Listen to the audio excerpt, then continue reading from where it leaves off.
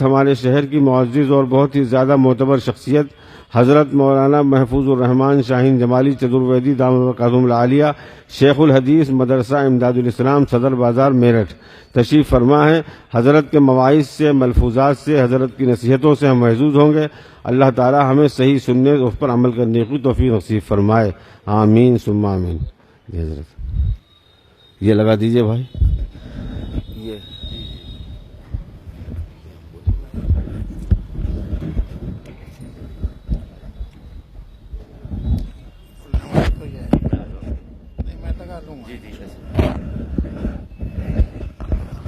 ٹھیک ہے۔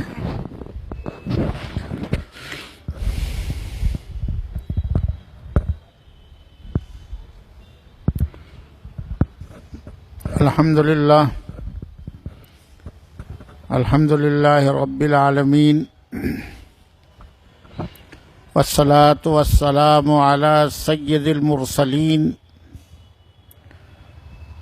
محمد وآلہ واصحابہ غر المحجلین وعلی من تبعہم بإحسان الی یوم الدین۔ فاعوذ باللہ من الشیطان الرجیم، بسم اللہ الرحمن الرحیم۔ وجعلنا اللیل والنہار آیتین فمحونا آیت اللیل وجعلنا آیت النہار مبصرہ لتبتغوا فضلا من ربکم ولتعلموا عدد السنین والحساب وَكُلَّ شَيْءٍ فَصَّلْنَاهُ تَفْصِيلًا۔ وقال رسول اللہ صلی اللہ علیہ وسلم من احب سنتی فقد احبنی ومن احبنی یکون معی فی الجنہ۔ حضرات گرامی، میں عرض کر رہا تھا جس کا کچھ حصہ ادھورا تھا پچھلی مجلس میں، میں کوشش کرتا ہوں کہ اس سے اگلی بات آپ کے سامنے آ جائے۔ دراصل اس مجلس کی جو صحیح بنیاد ہے وہ عشق رسول ہی ہے۔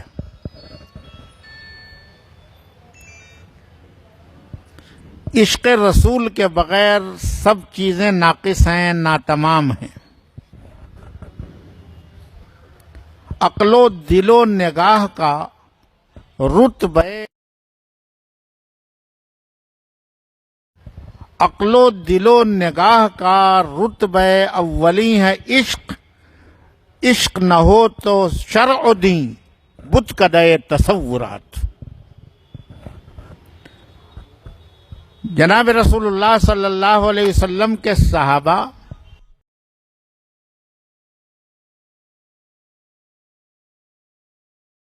نظر حضرات صحابہ کو منٹوں میں اللہ کی معرفت نصیب کرا دیتی تھی۔ یہی جذبہ عشق کا، فدائیت کا جناب رسول اللہ صلی اللہ علیہ وسلم کی صحبت میں صحابہ کو حاصل ہوتا تھا۔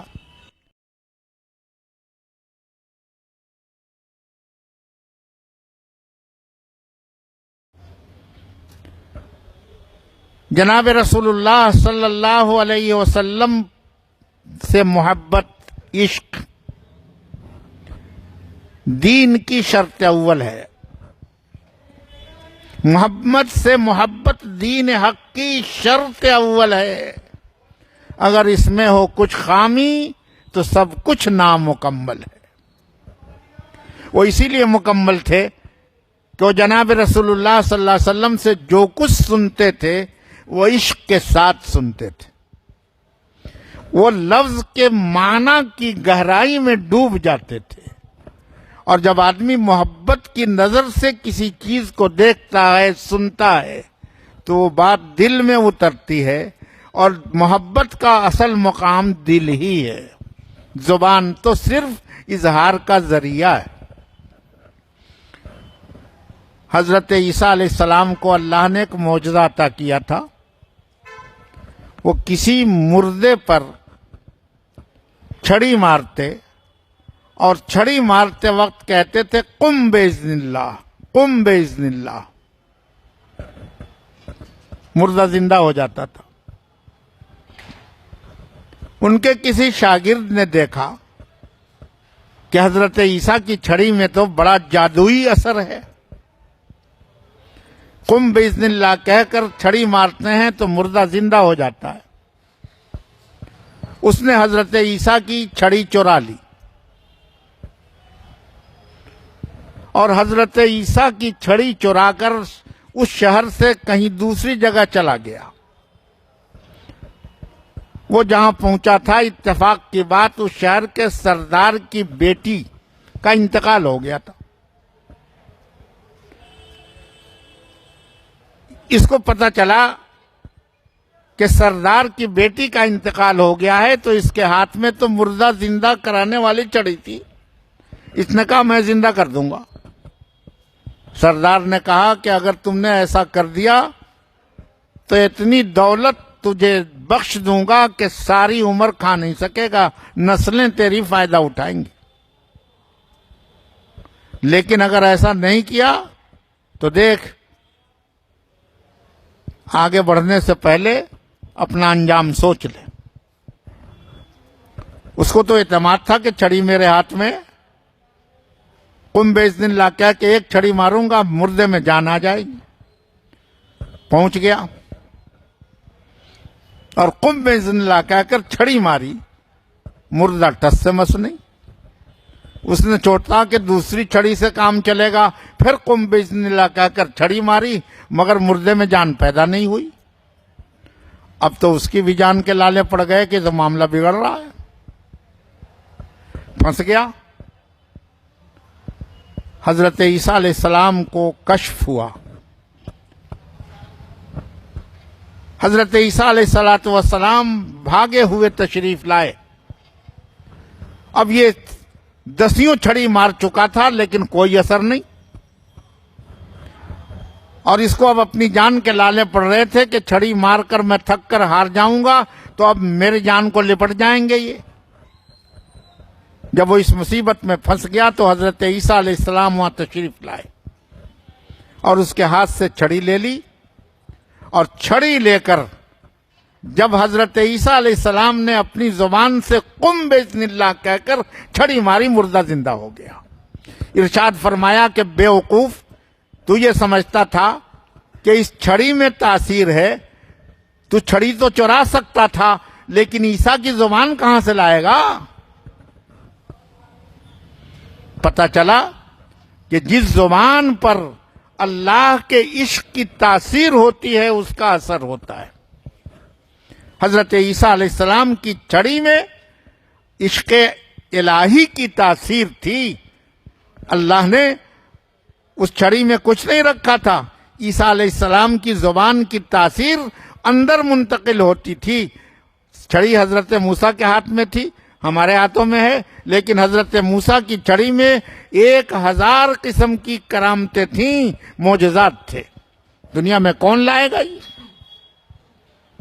جناب رسول اللہ صلی اللہ علیہ وسلم کی محبت میں حضرات صحابہ ڈوبے ہوئے تھے. اور یہ قاعدہ ہے کہ جس سے محبت ہوتی ہے اس کا ذکر زیادہ سے زیادہ ہوتا ہے. من احب شیئا اکثر من ذکری، جو کسی سے محبت کرتا ہے اکثر اس کی زبان اس کے ذکر سے تر رہتی. درود شریف پڑھنا جناب رسول اللہ صلی اللہ علیہ وسلم کے ذکر مبارک کا اور آپ کے احسان کا بدلہ چکانے کا سب سے زیادہ محبت انگیز ذریعہ ہے.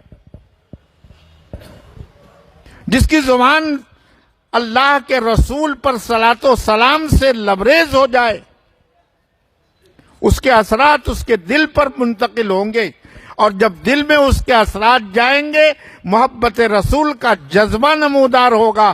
تو اللہ کے رسول صلی اللہ علیہ وسلم نے خود فرمایا کہ وہ میری سنت پر عمل کرنے لگے گا اور جو میری سنت پر چلے گا کل قیامت کے میدان میں میرے ساتھ ہوگا، اس کا حشر میرے ساتھ ہوگا۔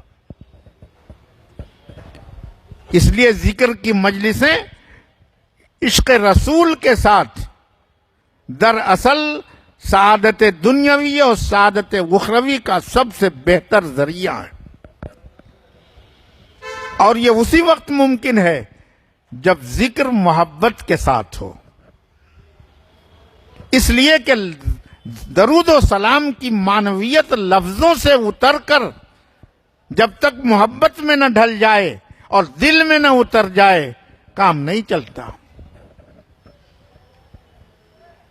میں نے اس وقت جو آیت پڑھی ہے قرآن پاک کی، عجیب و غریب آیت، اللہ نے اس آیت میں ارشاد فرمایا کہ ہم نے رات اور دن یہ دو نشانیاں اپنی قدرت کی بنائیں، اور اللہ کہتا ہے کہ رات کی جو نشانی ہے یہ دھندلی ہے، یہ میٹھی میٹھی سی ہے، لیکن دن کی نشانی روشن ہے، اور یہ دن کی نشانی کو ہم نے روشن اس لیے بنایا، اللہ کہتا ہے تاکہ تم روزی تلاش کرو اور ماہ و سال کے حساب اور زندگی کے تمام کاروبار کا نقشہ دن کی روشنی میں بناؤ۔ لیکن رات کی روشنی ہم نے دھیمی کر دی، مدھم بنا دی، اس میں تم یہ سب کام نہیں کر سکتے۔ اللہ نے جو کچھ ارشاد فرمایا ان لفظوں سے آپ نے بھی سمجھ لیا، لیکن اس کی گہرائی دیکھیے کیا ہے۔ حضرت شاہ ولی اللہ محدث دہلوی کی کتاب ہے ازالۃ الخفا، اس میں نقل کیا کہ حضرت عمر فاروق رضی اللہ تعالی عنہ کے زمانے میں ایک قاضی جسٹس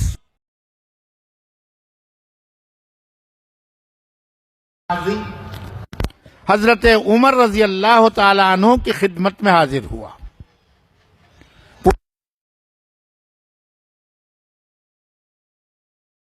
بھیانک بڑا ہولناک خواب دیکھا ہے۔ پوچھا کیا دیکھا؟ کہا حضرت میں نے یہ دیکھا ہے کہ چاند اور سورج دونوں لڑ رہے ہیں، چاند اور سورج کی سخت لڑائی ہے، اور آدھے ستارے سورج کی طرف ہیں اور آدھے چاند کی طرف۔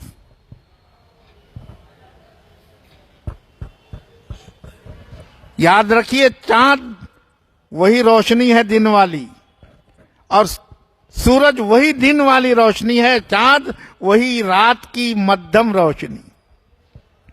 دیکھا دونوں لڑ رہے ہیں، آدھے ستارے ادھر ہیں آدھے ادھر۔ حضرت عمر نے پوچھا تم کدھر تھے؟ تم کس کے ساتھ تھے؟ اس نے کہا کہ میں چاند کے ساتھ تھا۔ حضرت عمر رضی اللہ عنہ نے جب یہ سنا تو انہوں نے یہ آیت تلاوت کی، وَجَعَلْنَا اللَّيْلَ وَالنَّهَارَ آیَتَيْن فَمَحَوْنَا آیَةَ اللَّيْلِ وَجَعَلْنَا آیَةَ النَّهَارِ مُبْصِرَةً۔ اور یہ آیت پڑھنے کے بعد ارشاد فرمایا کہ دیکھو اللہ نے اس آیت کی حقیقت میں یہ بات سمجھا دی ہے کہ ہمیں حق کے معاملے میں روشن حصے کی طرف جانا چاہیے، مدھم کی طرف نہیں جانا چاہیے۔ تم نے سورج کو چھوڑ کر چاند کا ساتھ دیا، روشنی تھی سورج میں اور چاند تو اس کا عکس تھا، تم نے سورج کو چھوڑ کر چاند کا ساتھ دیا۔ جاؤ میں نے تجھے قاضی شپ سے معزول کیا، تجھے سسپینڈ کیا، اب آئندہ تم فیصلہ نہیں کر سکتے، جسٹس کا عہدہ نہیں سنبھال سکتے۔ حضرت نے سسپینڈ کر کے معزول کر کے اس کو بھگا دیا۔ اب سوچئے کہ اس آیت میں حضرت عمر نے کہاں تک سوچا؟ بات حضرت عمر کی آگے بڑھتی ہے۔ حضرت عمر رضی اللہ تعالیٰ عنہ کے بعد ایک زمانہ آیا جب صحابہ میں بھی اختلاف ہوا اور یہاں بھی دو دھڑے بنے. ایک دھڑا حضرت علی کے ساتھ تھا اور ایک حضرت امیر معاویہ کے ساتھ. حضرت علی خلیفہ برحق تھے، حضرت امیر معاویہ صحابی تھے، اونچے درجے کے صحابی تھے، لیکن خلافت کے معاملے میں حضرت علی خلیفہ تھے، حضرت امیر معاویہ نہیں تھے.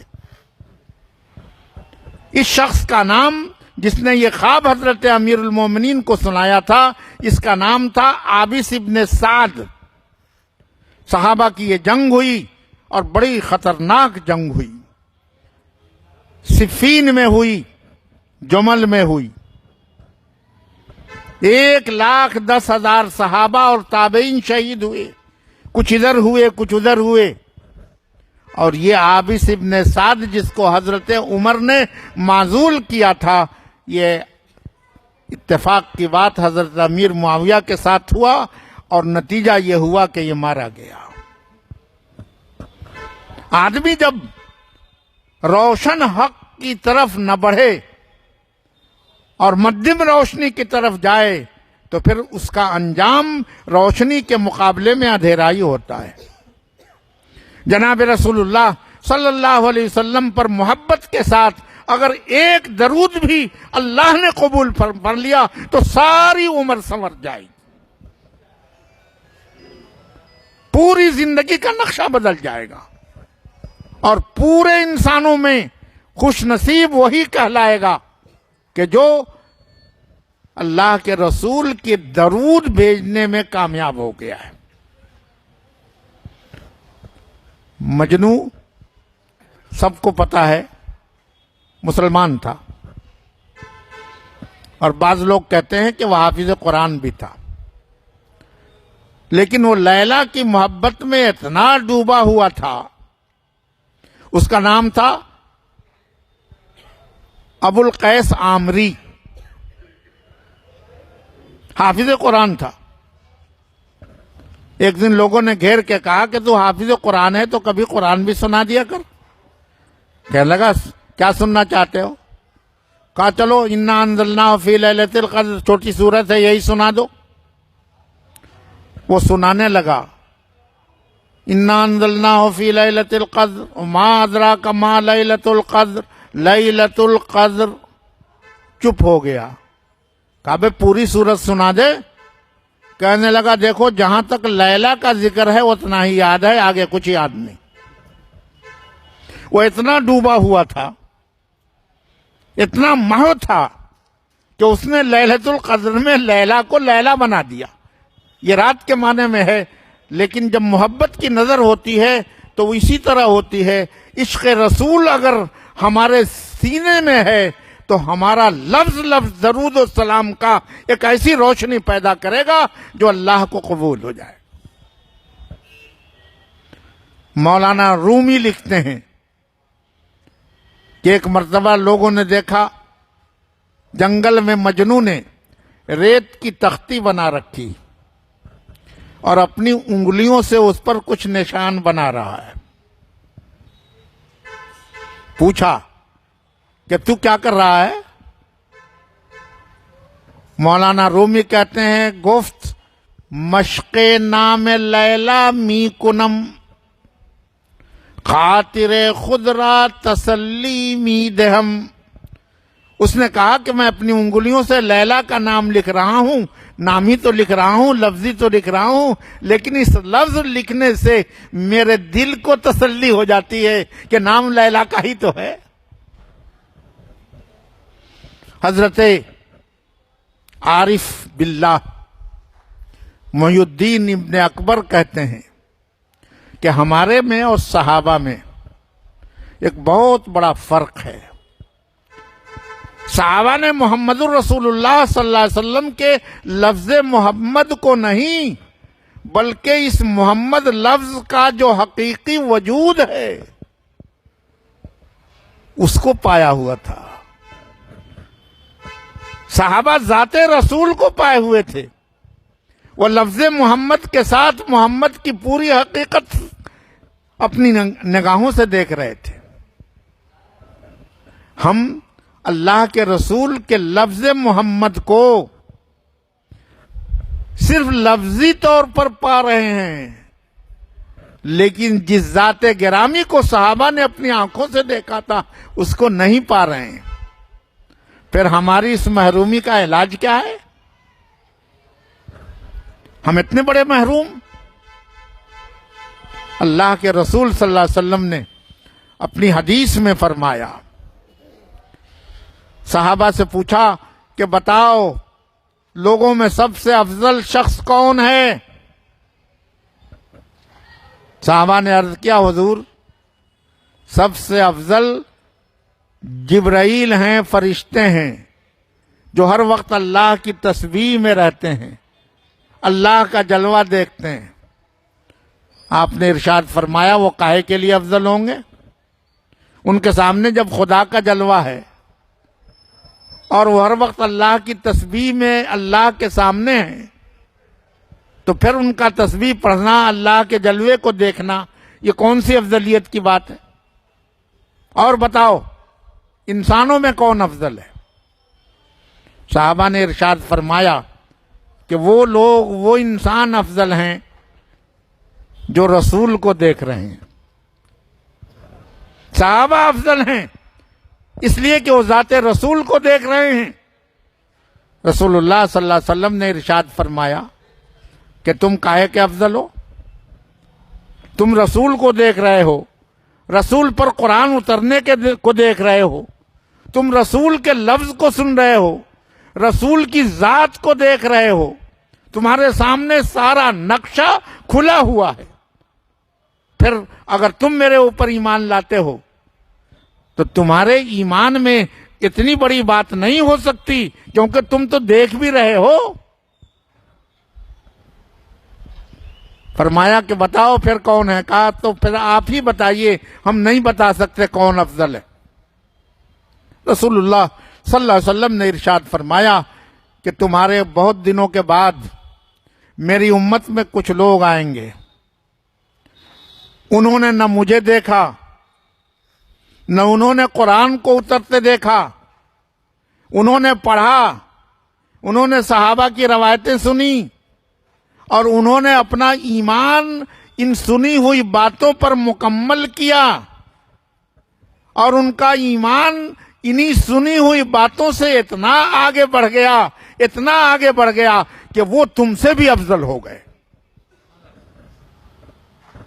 اور اس لیے ہو گئے کہ تم تو میرے صحابی ہو، لیکن وہ جو بعد والے جنہوں نے مجھے نہیں دیکھا لیکن وہ میرے عشق میں، میری کتاب پر، میرے قرآن پر، میرے رسول ہونے پر اور میری ذات پر یقین کر کے، ایمان قبول کر کے وہ اللہ کو یاد کر رہے ہیں، تو وہ اس لیے افضل ہیں کہ انہوں نے دیکھے بغیر ایمان بالغیب کی حقیقت کو پا لیا.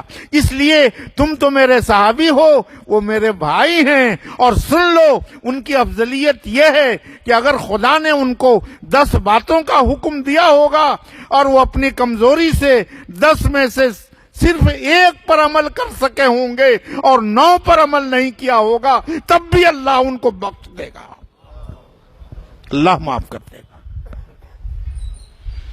یہ مرتبہ، غیبوبت کا مرتبہ، وہ اسی لیے ملا کہ ہم نے اللہ کے رسول کی محبت کو دل میں سجایا، اور اسی محبت کے واسطے سے ہم نے کوشش کی کہ درود پاک کے ذریعے اللہ کے رسول کے احسان کا کچھ حق ادا ہو جائے. ورنہ ہماری زبان اس لائق ہے کہ ہم رسول پر درود پڑھیں؟ اور ہم تو اتنے نالائق ہیں کہ ہم تو اللہ سے درخواست کرتے ہیں، یہ تھوڑی کرتے ہیں صلیتو وسلمتو علی محمد، یہ تو نہیں کہتے کہ میں صلات بھیجتا ہوں، میں سلام بھیجتا ہوں. نہیں، ہم اللہ سے درخواست کرتے ہیں اللہم صلی وسلم علی سیدنا محمد صلی اللہ علیہ وسلم. ہم اس قابل نہیں ہیں ہم تو اللہ سے درخواست کرتے ہیں کہ اپنے نبی کی شان کے مطابق آپ ہی ہماری طرف سے صلاۃ و سلام پہنچا دیجئے، ورنہ ہماری زبان اس لائق کہاں ہے کہ ہم حضور کے صلاۃ و سلام کا حق ادا کر لیں۔ لیکن جیسے بھی ہیں، اگر ہم نے رسول کی محبت میں ڈوب کر یہ کوشش کر لی کہ صلاۃ و سلام کو کسی مجلس میں پڑھ لیا اور اللہ نے قبول کر لیا، تو دین اور دنیا دونوں کے کام بن جائیں گے۔ ایک عجیب بات بتاؤں، ایک کتاب ہے عربی کی، عام طور پر حضرات علماء کی نظر میں یہ کتاب نہیں ہے۔ کتاب کا نام ہے فیض الجود علی حدیث شیبتنی ہود۔ یہ شیخ عبدالعزیز دباغ کی کتاب ہے، اور ان کی کتاب کا، فارسی کتاب کا ایک ترجمہ ہمارے حضرت مولانا عاشق الہی صاحب رحمۃ اللہ علیہ، جو میرٹھ کی اتنی بزرگ شخصیت تھے کہ حضرت شیخ الحدیث مولانا زکریا صاحب رحمۃ اللہ علیہ ان کی زیارت کے لیے تشریف لاتے تھے۔ وہ مدرسہ امداد الاسلام ہی کے فاضل تھے،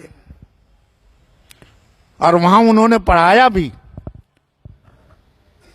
مکمل فاضل تھے حضرت مولانا عاشق الہی صاحب رحمۃ اللہ علیہ مدرسہ امداد الاسلام ہی کے۔ انہوں نے اس کتاب کا ترجمہ بھی کیا ہے، ابریز۔ شیخ عبدالعزیز دباغ لکھتے ہیں اپنی اس کتاب میں کہ ایک شخص یمن سے چل کر ہر سال حج کے موقع پر مکہ پہنچتا اور وہاں سے فارغ ہو کر مدینہ حاضری دیتا تھا۔ اس کا نام تھا الزغب یمنی۔ اس کے عشق رسول کا یہ عالم تھا کہ جناب رسول اللہ صلی اللہ علیہ وسلم کے روضہ اقدس کے پاس اس طرح ڈوب کر صلاۃ و سلام پیش کرتا تھا کہ محسوس ہوتا تھا کہ حضور میرے سامنے ہیں اور میں حضور کے سامنے ہوں۔ حضور پر صلاۃ و سلام کے بعد حضرت ابوبکر صدیق کی خدمت میں اور پھر حضرت عمر رضی اللہ تعالیٰ عنہ کی خدمت میں بھی سلام پیش کرتا تھا۔ سالوں سے یہ معمول تھا۔ اتفاق کی بات، ایک بدعقیدہ شیعہ، اس نے یہ دیکھا کہ یہ صلاۃ و سلام حضور پر پڑھتا ہے اور حضور کے بعد حضرت ابوبکر کے سامنے ہو کر پھر حضرت عمر کے سامنے ہو کر یہ سلام بھیجتا ہے۔ اس کے دل میں جلن پیدا ہو گئی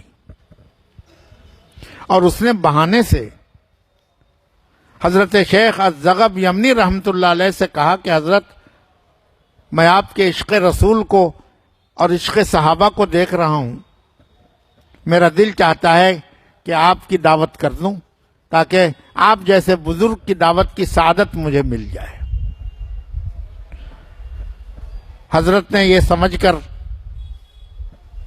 کہ دعوت سنت رسول ہے، آپ نے قبول کر لی۔ پوچھا کہ کس وقت ہے؟ اس نے کہا کہ شام کو، اور میں خود حاضر ہو جاؤں گا اور آپ کو لے کر چلوں گا۔ وہ ٹھیک وعدے کے مطابق شام کو آ گیا اور حضرت کو لے کر چلا۔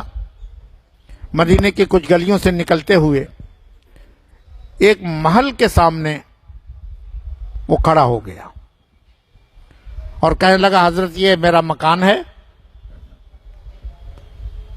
یہ محل ہے، میرا مکان ہے، میں نے اسی میں آپ کی دعوت کا اہتمام کیا۔ اس نے اپنے محل میں گھمایا اور گھمانے کے بعد اخیر میں کہا کہ اب آپ کے لیے پورا ایک کمرہ آپ کی دعوت کے اہتمام کے ساتھ ہم نے سجا ہوا تیار کر رکھا ہے، اب آئیے اس کمرے میں چلیں جہاں آپ کو دعوت کھانی۔ حضرت کو بلا کر وہاں لے گیا۔ جب حضرت کمرے میں داخل ہوئے تو چاروں کونے میں کمرے کے 4 ہٹے کٹے بہت اڑیل قسم کے بدمعاش وہ کھڑے تھے، اور حضرت کے پہنچتے ہی وہ جھپٹ گئے اور حضرت کو پچھاڑ دیا، اور پچھاڑ کر وہ سینے پر سوار ہو گئے اور زبردستی حضرت کے منہ سے زبان کھینچی اور کہا، تم حضرت عمر کو سلام کرتے ہو، تم ابو بکر کو سلام کرتے ہو، تمہیں پتہ نہیں ہے کون لوگ تھے؟ انہوں نے خلافت چھین لی تھی، اس لیے تمہاری سزا یہ ہے کہ ہم تمہاری زبان کاٹ دیں۔ جس زبان سے تم حضرت ابوبکر پر سلام پیش کرتے ہو، عمر پر سلام پیش کرتے ہو، یہ زبان اس قابل نہیں ہے کہ تمہارے منہ میں رہے، ہم زبان کاٹ دیں گے۔ چنانچہ زبان کھینچی اور زبان چھری سے کاٹ دی، زبان کٹ گئی، اور اس کاٹنے کے بعد اس شخص نے یہ زبان ان کے ہاتھ میں دے دی اور کہا، تم جس کا دم بھرتے ہو جاؤ اسی سے جڑوا لو۔ اب بول تو سکتے نہیں تھے۔ اسی رات کے اندھیرے میں وہاں سے واپس آئے اور جناب رسول اللہ صلی اللہ علیہ وسلم کے روضہ اقدس کے سامنے بیٹھ گئے اور دل سے فریاد کرتے رہے، اللہ کے رسول سے یہ خطاب کرتے رہے کہ آپ کی محبت میں، آپ کے ان دونوں صحابہ کے تعلق میں مجھے یہ سزا دی گئی ہے، میں حاضر خدمت ہوں، بس دل سے فریاد ہے۔ لکھا ہے کہ تھوڑی دیر گزری تھی، غنودگی سی طاری ہوئی، اور انہوں نے دیکھا کہ جناب رسول اللہ صلی اللہ علیہ وسلم تشریف لائے ہیں اور پوچھ رہے ہیں، کہاں ہے تمہاری زبان؟ لاؤ مجھے دکھاؤ، تم نے میرے محبوب صحابہ پر سلام بھیجا ہے، تم نے مجھ سے عشق کیا ہے، تو تم محروم نہیں ہو سکتے، لاؤ زبان دکھاؤ۔ انہوں نے اسی غنودگی کی حالت میں رسول اللہ پاک صلی اللہ علیہ وسلم کے سامنے زبان پیش کر دی۔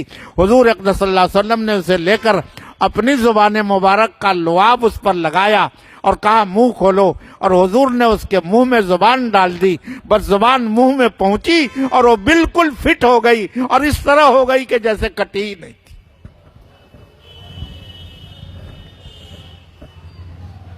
خوش ہو گئے، محبت کا صلہ مل گیا۔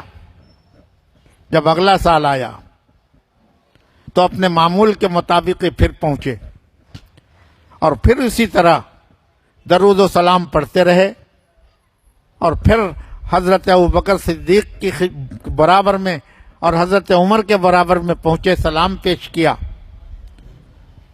آج بھی واقعہ ہوا، ایک شخص آیا، اس نے کہا کہ حضرت میں آپ کی دعوت کرنا چاہتا ہوں، مجھے آپ کے عشق رسول سے بڑا تأثر ہوا ہے، میں بہت خوش ہوں، میں آپ کی دعوت کرنا چاہتا ہوں۔ دعوت کا ایک خطرناک انجام وہ بھگت چکے تھے، لیکن انہوں نے پھر یہ سوچا کہ میرے رسول کا حکم ہے کہ دعوت بلا وجہ رد نہیں کرنا چاہیے، پھر انہوں نے قبول کر لی، اور پھر اسی طرح طے ہوا کہ وہ شام کو آئے گا اور لے کر کے اپنے گھر دعوت کھلائے گا۔ ٹھیک وعدے کے مطابق وہ شخص آ گیا، اور حضرت کو اس نے پھر اسی طرح مدینے کی گلیوں سے گزارتے ہوئے اسی محل کے دروازے پر جا کر کھڑا ہو گیا۔ حضرت چونکے، یہ کیا ہو رہا؟ لیکن ہو سکتا ہے حضرت نے سوچا کہ مکان بکتے رہتے ہیں، یہ کوئی اور شخص ہوگا، اس نے یہ محل خرید لیا ہوگا، اب اس نے دعوت کر رکھی ہے تو ہمیں اندر جانے میں تحمل نہیں کرنا چاہیے۔ حضرت اندر تشریف لے گئے۔ اس شخص نے کہا کہ حضرت آپ برکت کے طور پر اس کمرے میں بھی پیر رکھ دیجئے، اس میں بھی رکھ دیجئے، اور آپ کے لیے ہم نے اہتمام کر رکھا ہے دعوت کا، بعد میں آپ کی دعوت ہوگی، لیکن حضرت ایک درخواست یہ ہے کہ یہ جو سامنے والا کمرہ ہے ذرا سا اس میں بھی قدم رکھ دیجئے۔ حضرت نے دیکھا، چونک گئے کہ یہ وہی کمرہ تھا جس کمرے میں حضرت کی زبان کاٹی گئی تھی۔ حضرت شیخ زغب یمنی نے اس کے باوجود کہ وہی کمرہ سامنے تھا، وہ درخواست کر رہا تھا کہ اندر تشریف لے چلیں۔ حضرت نے اندر قدم رکھا تو آج منظر دوسرا تھا۔ آج کوئی شخص بدماش چاروں کونوں میں نہیں تھا۔ آج حضرت یہ دیکھ رہے ہیں کہ ایک بندر رسی سے بندھا ہوا وہاں موجود ہے اور وہ حضرت کو دیکھ کر رو رہا ہے۔ حضرت نے پوچھا کہ بھئی تم نے یہ کیا دکھایا ہے، یہ کیا چیز دکھا رہے ہو مجھے؟ کہا کہ حضرت یہ کوئی چیز نہیں ہے، یہ میرا وہی نالائق باپ ہے جس نے پچھلے سال آپ کی زبان کاٹی تھی، اور اس پر اللہ کی طرف سے یہ عذاب آیا ہے کہ اس کی شکل کو بگاڑ کر خدا نے بندر بنا دیا ہے۔ محبت کے ساتھ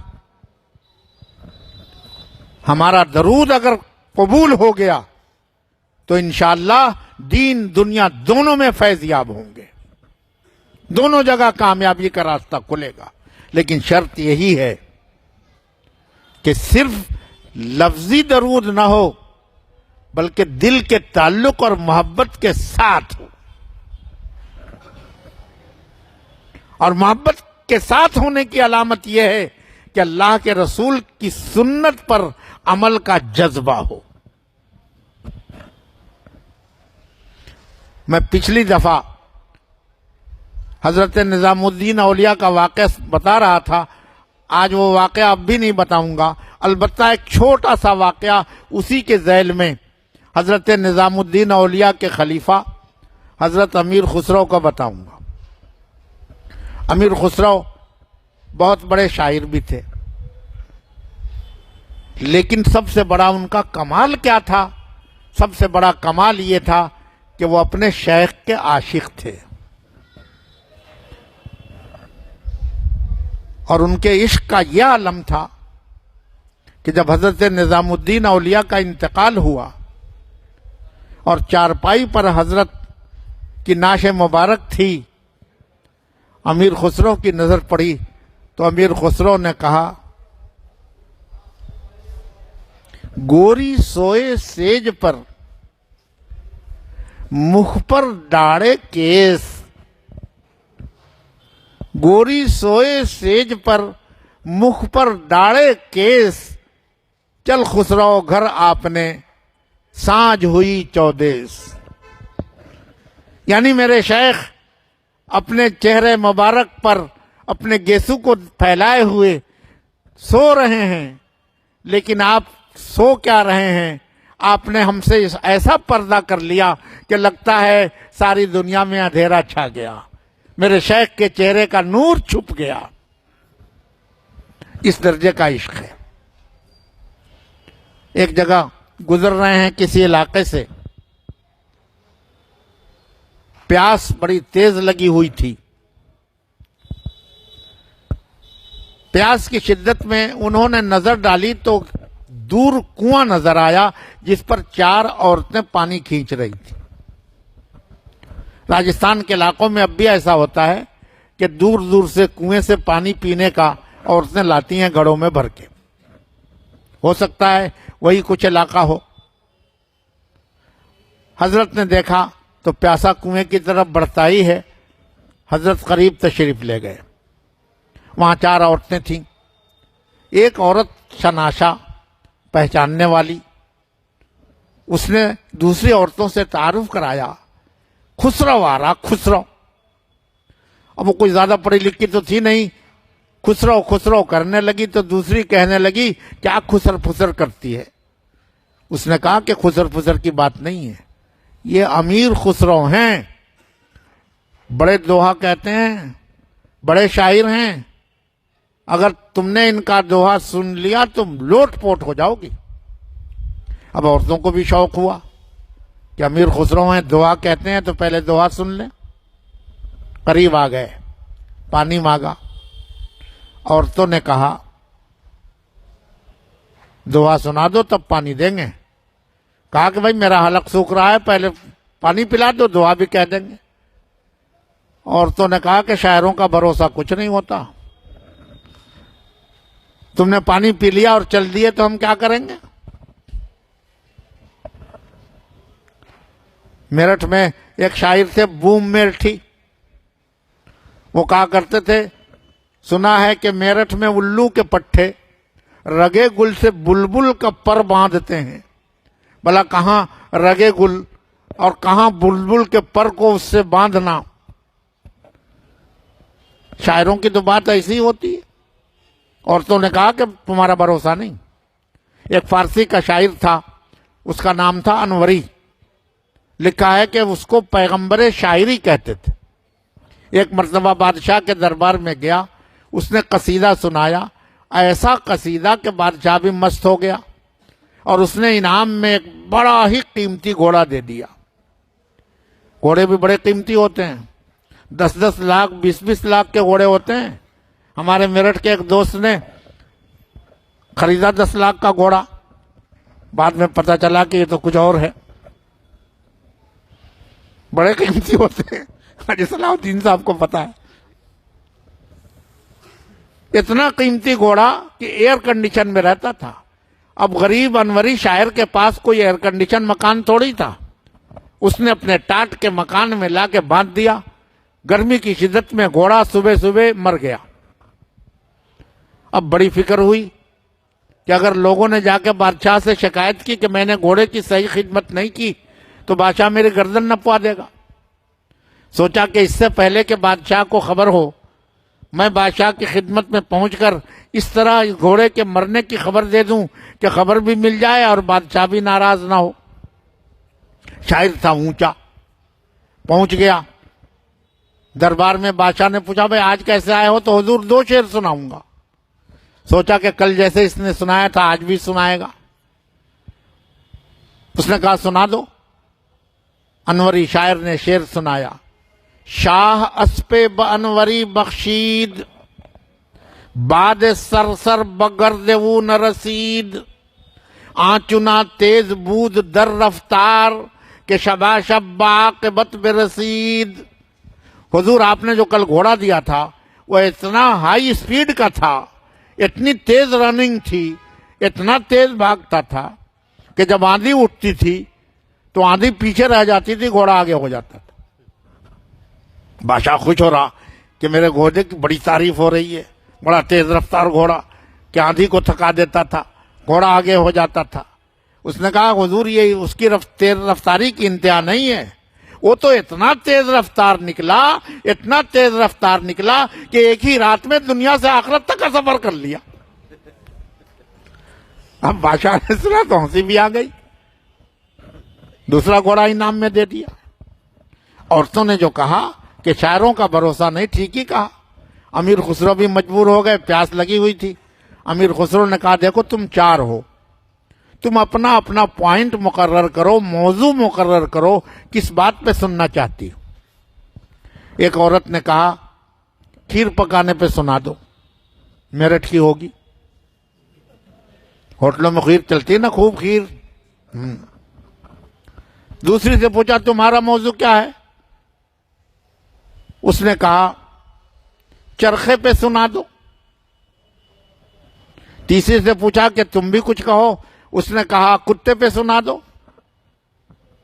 اب چوتھی رہ گئی، کہا کہ تیرا موضوع کیا ہے؟ اس نے کہا ڈھول بجانے پہ سنا دو۔ اب کہاں کھیر، کہاں چرخا، کہاں کتا، کہاں ڈھول، آپس میں کوئی ربط نہیں، کوئی جوڑ نہیں۔ لیکن امیر خسرو کا کمال دیکھیے، امیر خسرو نے فرمایا کہ دیکھو سب سے پہلی شرط یہ ہے کہ میں جو کچھ کہوں سننا مت، سمجھنا زیادہ۔ اصل چیز سمجھنے کی ہے، اس کے معنوی حقیقت پر غور کرنے کی ہے، اس لیے لفظوں میں مت الجھنا، اس کے معنی کی حقیقت پر غور کرنا۔ لو میں سناتا ہوں۔ امیر خسرو تیار ہوئے، عورتیں سننے کے لیے متوجہ ہوئیں۔ فرمایا کھیر پکائی جتن سے، چرخا دیا جلا، کھیر پکائی جتن سے، چرخا دیا جلا، کتا آیا کھا گیا، تو بیٹھی ڈھول بجا، لا پانی پلا۔ اب عورتیں تو لوٹ پوٹ ہو گئی، لیکن امیر خسرو نے بڑے پتے کی بات کہی تھی، کہا کہ تم نہیں سمجھی۔ پتے کی بات کیا تھی؟ کھیر پکائی جتن سے، عبادت کی بڑی محنت سے، بڑی محنت سے عبادت کی، اور اتنی اونچی عبادت کی کہ اپنی ہستی کو، اپنے جسم کو مٹا لیا، اپنے آپ کو فانی بنا لیا۔ مگر جب اتنی اونچی عبادت ہو گئی تو تمہارے دماغ میں ایک کتا گھس گیا، تمہارے دماغ میں تمہاری عبادت کی بڑائی آ گئی، اور جس آدمی کے دماغ میں عبادت کی بڑائی آ گئی، 1.25 لاکھ درود شریف پڑھا، اور اس نے سوچا کہ ہم نے 1.25 لاکھ پڑھ لیا، اب تو قبول ہونا ہی ہونا ہے، تو سمجھ جاؤ کہ ناکامی کے راستے پر چل پڑا ہے۔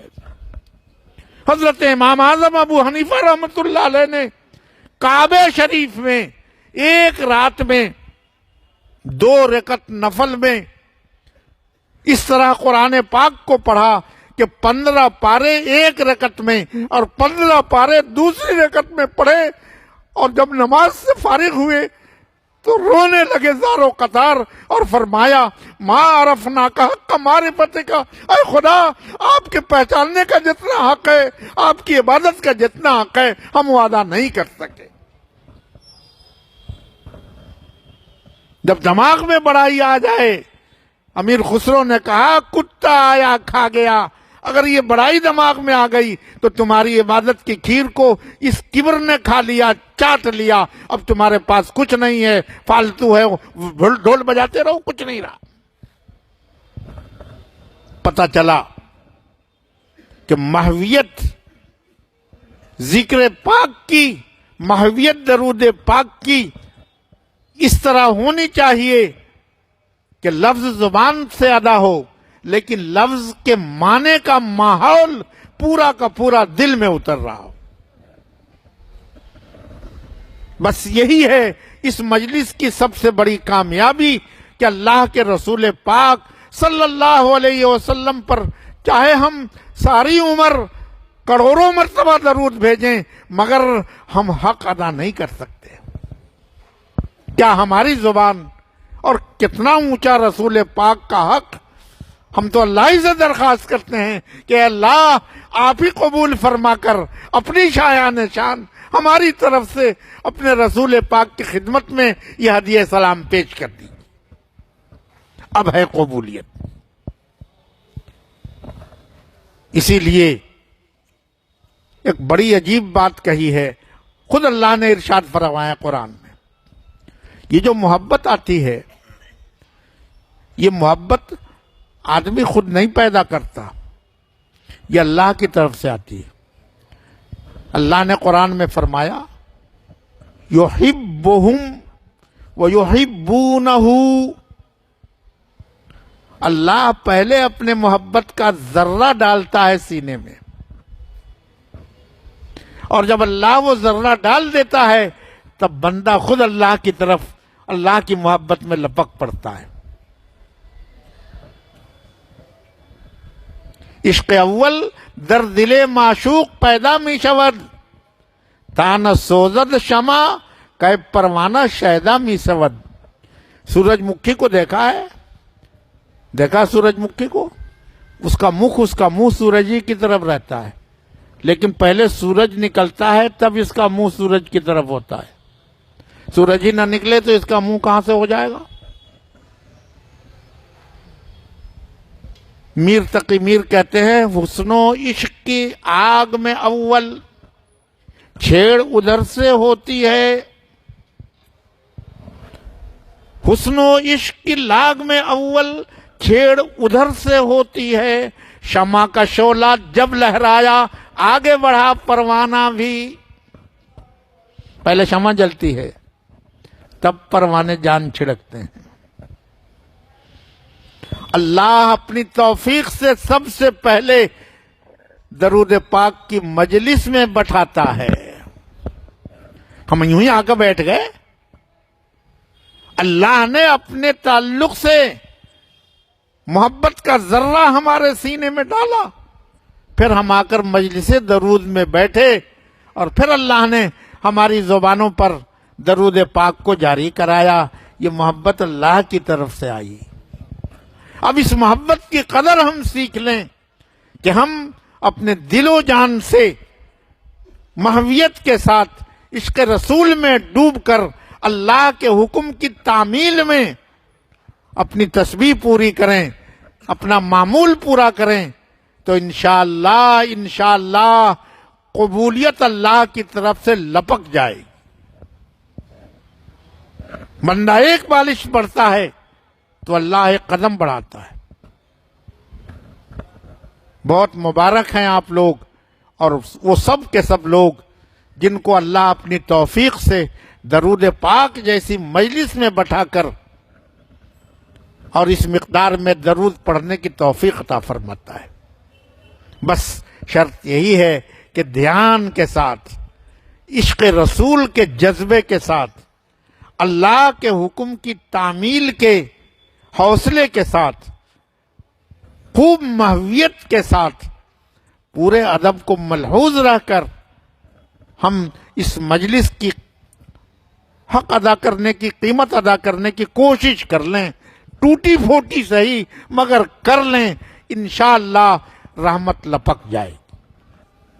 اللہ ہمیں سمجھ کی عمل کی توفیق عطا فرمائے۔ اللہم صلی وسلم علی سیدنا و حبیبنا و شفیعنا و نبینا و مولانا محمد کما تحب و ترضا عدد ما تحب و ترضا۔ اللہم صلی علی سیدنا و حبیبنا و شفیعنا و نبینا و مولانا افضل الصلواتک عدد معلوماتک۔ اللہم صلی وسلم علی سیدنا و حبیبنا و شفیعنا و نبینا و مولانا محمد بکل دائن و دوائن و بارک وسلم۔ اللہم صلی علی حبیبنا و شفیعنا و نبینا و مولانا محمد بعدد کل دائن و دوائن و بارک وسلم۔ اللہم نور قلوبنا بنور معرفتک۔ اللہم نور قلوبنا بنور معرفتک۔ اللہم الہمنا مراشد امورنا واعذنا من شرور انفسنا ومن سیئات اعمالنا۔ اللہم لک الحمد حمدا دائما ولک الشکر شکرا خالدا۔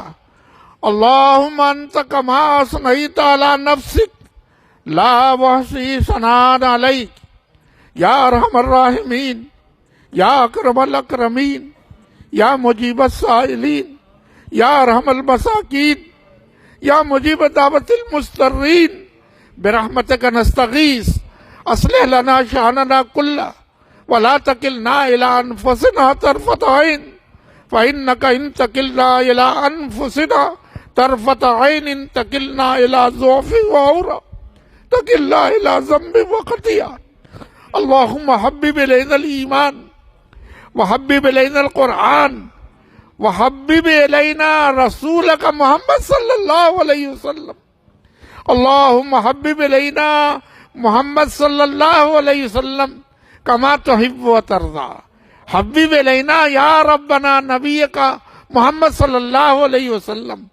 اللہم الق فی قلبی حب محمد صلی اللہ علیہ وسلم۔ اللہم الق فی قلبی حب محمد صلی اللہ علیہ وسلم۔